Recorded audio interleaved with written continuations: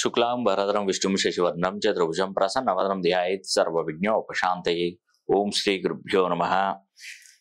నమస్తే అండి, నేను మీ రామకృష్ణ నిహాన్, ఆస్ట్రో న్యూమరాల్స్ని. అందరూ ఎలా ఉన్నారు? ఈరోజు మిథున రాశి వారికి ఏ విధంగా ఉంటుంది జూన్ మాసం 2024 సంవత్సరం అనేది కూడా నేను వివరంగా తెలియజేస్తాను. అయితే ఇక్కడ మిథున రాశి ఇది వాయుతత్వం గల రాశి. 2024 జూన్ మాసంలో వీరికి అదృష్ట యోగం అయితే తప్పకుండా ఉంటుందండి, మంచి జరుగుతుంది. కాకపోతే ఇక్కడ నేను చెప్పే విషయం ఏంటంటే, మిథున రాశి వారికి ఈ టైం బాగుందండి. ఇది జూన్ మాసం బాగుంది వాళ్ళకు. ఈ యాక్చువల్గా ఏంటంటే మిథున రాశి వారికి పుష్కరం ఒకటి ఆల్రెడీ అది కంప్లీట్ అయిపోయిందండి. పుష్కర కాలం అనేది కూడా కంప్లీట్ అయిపోయింది. ఎందుకంటే అది ఇప్పుడు మిథున రాశిలోకి గురుడు అడుగుపెట్టినప్పుడు నెక్స్ట్ మనకేంటంటే వీళ్ళకి సరస్వతి నది పుష్కరాలు అయితే మొదలవుతాయి.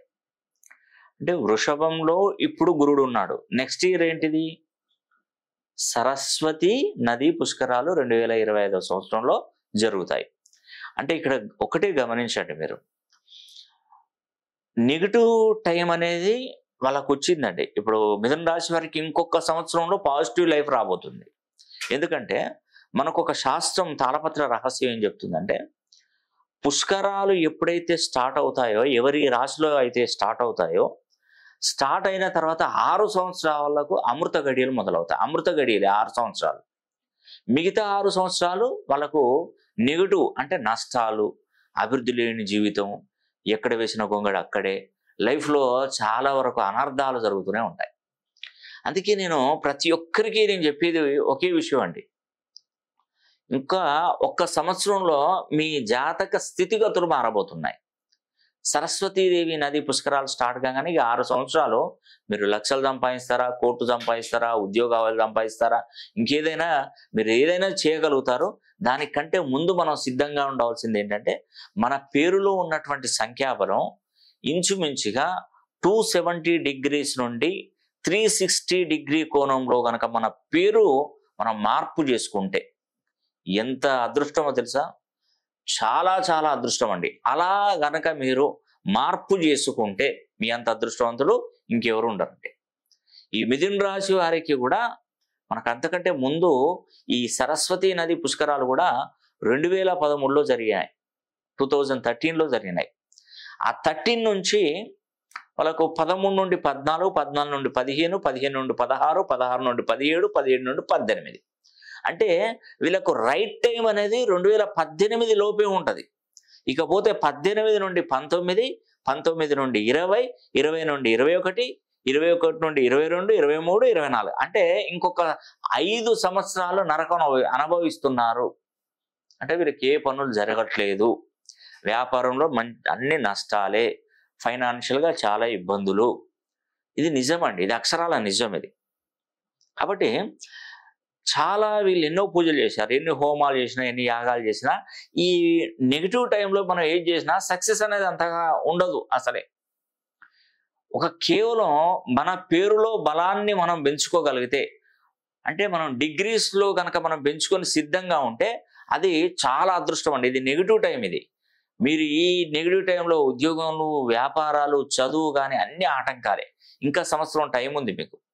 కాబట్టి ఆ లోపే మీ పేరు బలాన్ని పెంచుకోగలిగితే, మీరు మీ పేరును సంఖ్యాబలాన్ని చేంజ్ చేసుకుంటే, దీన్ని మార్చినటువంటి పేరుని ఆధార్ కార్డ్ అని, పాన్ కార్డ్ అని, పాస్పోర్ట్లని, సర్టిఫికెట్లని, ఇవి కూడా మీరు చేంజ్ చేసుకోవద్దండి.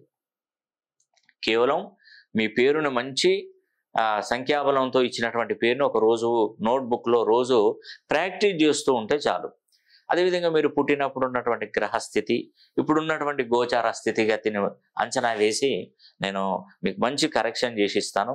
దీంతో పాటుగా నెగిటివ్ను మనకు అడ్డు పడే విధంగా, నెగిటివ్ మొత్తం కూడా మన జీవితంలోకి ఆ నెగిటివ్ రాకుండా ఉండడానికి నేను ఒక 2 కలర్ కాంబినేషన్ కంకణం అనేది ఇస్తాను. అది మీరు ఒకసారి ఆఫీస్ వాళ్ళని కనుక్కుంటే అది 250 రూపాయలు అవుతుంది. ఆ కంకణం ఈ నెగిటివ్ ప్రభావం ఉంది కాబట్టి దాన్ని ఆపడానికి ఇది చాలా ఉపయోగపడుతుందండి.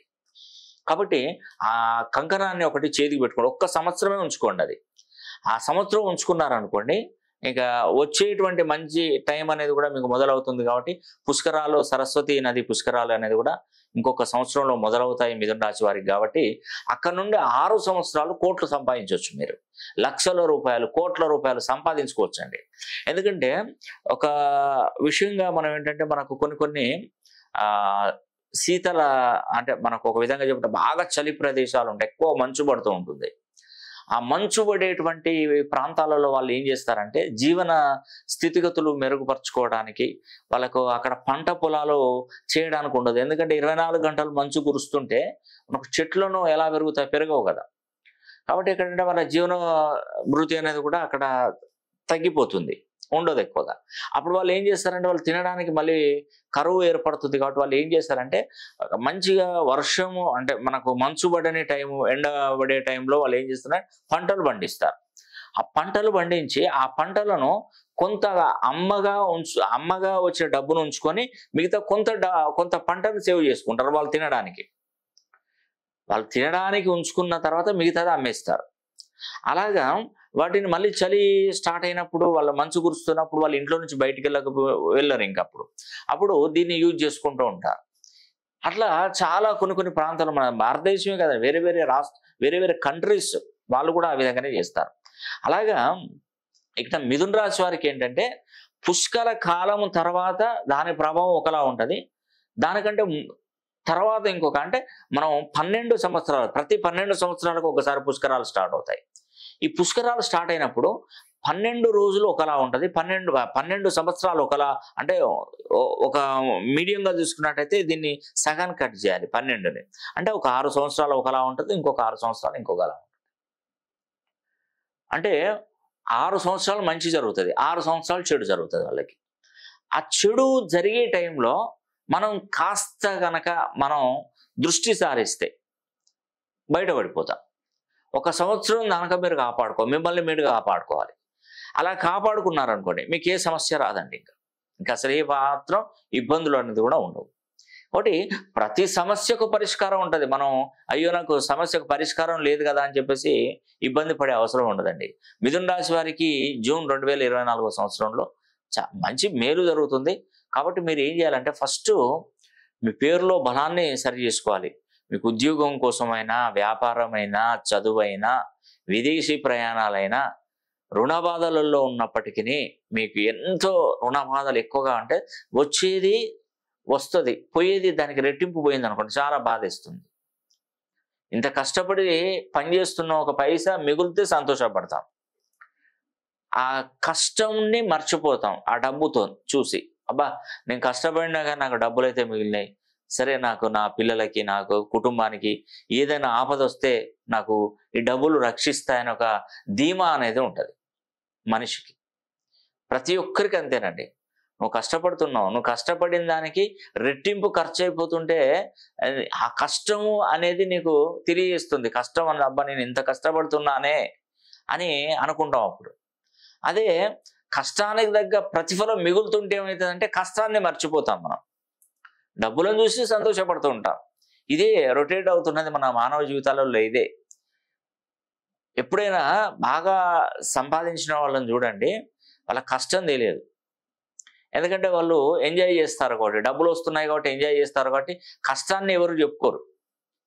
అదే లాస్ అయిపోయి నష్టపోయినటువంటి వారు అయ్యో నేను ఇంత కష్టపడి పని చేస్తున్నాను కానీ నా దగ్గర ఒక్క పైసా మిగులుబాట్లేదే అని 10 మందికి చెప్తూ ఉంటుంటారు. అందుకే మనం ఖచ్చితంగా సంపాదన పెరగాలంటే ఫస్ట్ మన పేరులో బలాన్ని పెంచుకోవాలి. పేరులో సంఖ్యాబలాన్ని పెంచుకుంటే ఎంత అదృష్టమో తెలుసా, చాలా బాగుంటుందండి. అందుకే నేను చూసేటువంటి పద్ధతులు కూడా అన్ని విధాలుగా చూస్తాను.